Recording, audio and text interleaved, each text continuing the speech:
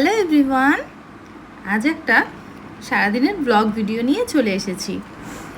রান্নাঘরটা সকাল সময়ের জন্য আমি আমার বৌমাকে দিয়ে রেখেছি, বাকি সময়টুকু আমার। সকালে মেয়ের স্কুল ছিল, ওর 7:30টায় স্কুল, তো একদম ঘুম থেকে উঠে একটু পাতলা করে সুজি করে দিই, কোনো তেল ঘি ছাড়া। ও পাউডার দুধ দিয়ে সেই সুজিটা খায়। এই যে ঘুম থেকে ওঠানো মানে এক মহাযুদ্ধ।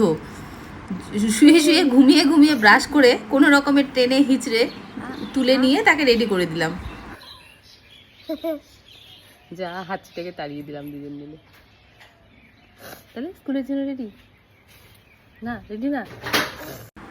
তাকে স্কুলে দিয়ে এসে সকালের কাজের পালা। যেহেতু বৌমা আজকে ছুটিতে ছিল, তো রান্নার দায়িত্বটা ছিল আমার ঘাড়ে। সকালে প্রথম ছিল হেলদি একটা চা, যেটা চিনি ছাড়া, আমরা তিনজনই খাই। তারপরে লাল শাক ধুয়ে বেছে নিয়েছিলাম। লাল শাকটা আমি আগের দিন রাতেই ধুয়ে রাখিনি, বেছে রেখেছিলাম। আর এদিকে ভাত বসিয়ে দিয়েছি, ডিম সিদ্ধ বসাবো। প্রেশার কুকারে একটা সিটি দিয়ে ডিমটা নামালে পরে এত তাড়াতাড়ি সিদ্ধ হয়ে যায় আর খুব সুন্দর সিদ্ধ হয়, ছুলতেও একদম কোনো অসুবিধে হয় না। তো ডিমটাকে ভালো করে ধুয়ে ঘষে আমি পরিষ্কার করে নিই। তারপরে একটু নুন দিয়ে প্রেশারে আমি সিটি দিয়ে নিয়েছিলাম একটা। এদিকে আমার ভাতটাও হয়ে এসেছে। ডিমের মধ্যে আমি 3টে রসুন দিয়ে দিয়েছিলাম। আমার বর ডিমের তরকারি হলে বা কারি হলে ও কিন্তু রসুন খোঁজে গোটা গোটা। আর এদিকে আমি শাকটা বসাবো, সেই জন্য রসুনটা থেতো করে নিচ্ছিলাম। আর এদিকে প্রেশারের সিটির জন্য ওয়েট করছিলাম। কড়াইয়ে সরষের তেল দিয়ে তার মধ্যে বেগুনটা একদিকে ভেজে নিচ্ছিলাম তাড়াহুড়োর জন্য। আমি যখন তাড়াতাড়ি রান্না করতে চাই তখন আমি কিন্তু দুপাশে দুটো কড়াই বসাই। একদিকে রান্না করলে অনেক দেরি হয়ে যায়। একদিকে শাকটা বসিয়ে দিয়েছিলাম আর একদিকে বেগুনটা ভেজে নিচ্ছিলাম। আর এদিকে ওই দুই দিকে কড়াই বসিয়ে দিয়ে আমি ডিম আলু সব সেদ্ধ করে ধুয়ে রেখে রেডি করে নিচ্ছিলাম। কেননা 10টার দিকে মেয়ে চলে আসবে, তারপরে ওর পাপাও অফিস চলে যাবে, তো আমাকে 10টার মধ্যে রান্না করতে হবে। আমি কিন্তু সকালে স্নান পুজো সেরে তারপর রান্নাঘরে ঢুকি। তো সেই কাজগুলো করে এদিকে আমার লাল শাক প্রায় হয়ে এসেছে। এটা এত উপকারী আর আমার বরের প্রিয় শাক। এখন আমি মেয়েকেও একটু খাওয়াতে শিখিয়েছি, সেজন্য লঙ্কাটা আমি শেষে দিই। তাও সেদিন একটা লঙ্কা দিয়ে দিয়েছিলাম। আর এদিকে ডিমগুলোকে একটু চিড়ে চিড়ে নিচ্ছিলাম। কে আমার মতো এমন খুন্তি দিয়ে করো? ভিডিওতে তো ভালো আসার জন্য সবাই চাকু ছুরি দিয়ে করে, তো তাড়াহুড়োতে কিন্তু খুন্তির কোনাটা দিয়ে খুব তাড়াতাড়ি হয়ে যায়। আর একটা ছুরি বের করলে সেটাকে আবার ধুতে হবে, তার থেকে আমার মনে হয় অনেক সহজে হাতের সামনে যা জিনিস আছে তাই দিয়ে করে নেওয়া ভালো। আর ডিমের কারির জন্য ডিমগুলোকে একদম হালকা ভেজে নেব।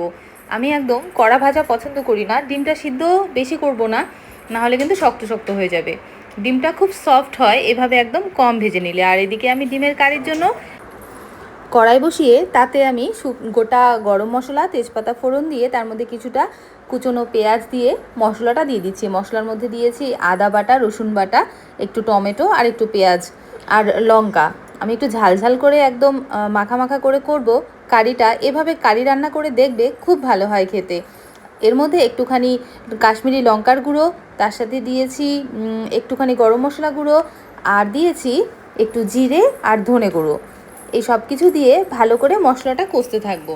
কষানোর পর আমি এর মধ্যে ডিমগুলো দিয়ে দেবো, আর তার সাথে একটু ক্যাপসিকাম আর একটু বাটার ইউজ করব।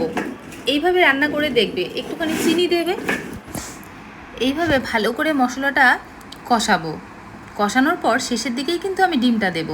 তাহলে পরে ডিমটা বলেছি না একদম নরম তুলতুলে হবে খেতে। আর ফ্লেভারটা এত সুন্দর আসে, বাটার আর ক্যাপসিকামের যে কম্বিনেশনে ফ্লেভারটা অসাধারণ হয়ে যায়।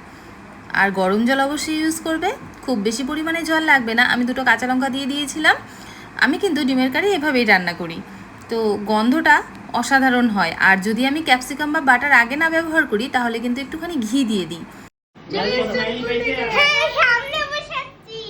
মজা হয়েছে? তাহলে কালকে থেকে কি আমি যাবো না? আচ্ছা, স্মাইলি পেয়েছো?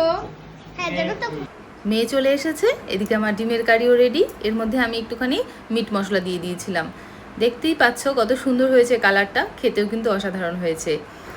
স্কুল থেকে রোজ আমি আর ওর পাপা মিলে নিয়ে আসি, তো আজ আমি যেহেতু ব্যস্ত ছিলাম রান্নাঘরে, সেজন্য ওর পাপাই নিয়ে এসেছে। তাই বলে খুব আনন্দ হচ্ছিল, ওর সামনে বসে এসেছে। এদিকে মেয়ের খাওয়া দাওয়া সেরে ওর পাপাও অফিস চলে গেছে। আমি এখন আর কিছু রান্না করব, সেটা বুঝতেই পারছো কি। কচুর বড়া।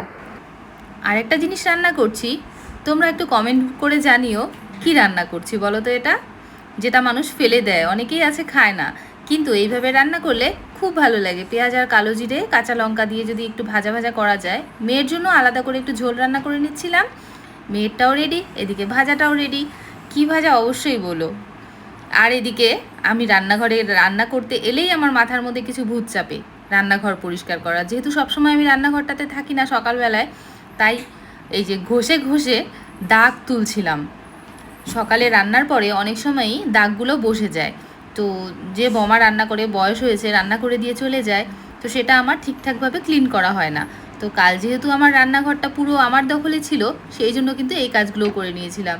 সেগুলোর শেষে খাওয়া দাওয়ার পর আবার রুটি বানিয়ে নিচ্ছিলাম। আমার বর অফিস থেকে এলে রুটি খাবে, ও আর ভাত খায় না বিকেলবেলায়, ও রুটিটাই খায়, তো ওর জন্য এদিকে রুটি করছিলাম। তারপরে বড়াটা আমি কচুর যে বড়াটা রেডি করে রেখেছিলাম সেটাকেও করে রাখবো। আমার মেয়ে ঘুম দিয়ে উঠে চলে এসেছে।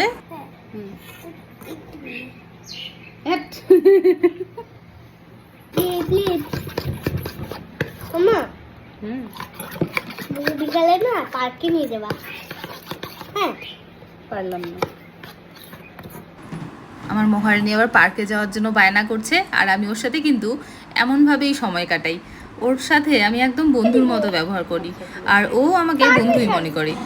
এদিকে আমি কচুর বড়াটা করে নিচ্ছিলাম, নিয়ে আমার শ্বশুরমশাই আর মেয়ের কিন্তু খুব পছন্দ হয়েছে। আমার বর তো কচু খায় না, কচু দেখলেই ও রাগ হয়ে যায়, কিন্তু এই বড়াটা দেখে আর লোভ সামলাতে পারে না।